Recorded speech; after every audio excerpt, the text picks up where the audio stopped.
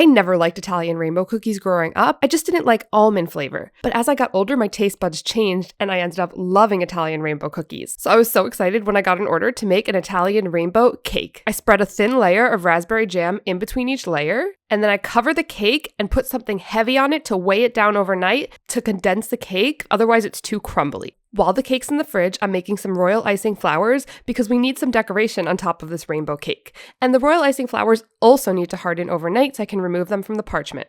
It's the next day and I'm melting some chocolate to add on top of the rainbow cake. I spread a thin layer on my squished condensed cake, and for the last time, I'm flipping the cake because the green layer goes on top, and I'm adding my final layer of chocolate. I'm using my fork to do a squiggle design on top that's classic for the rainbow cookies, but my chocolate wasn't set enough and it wasn't working.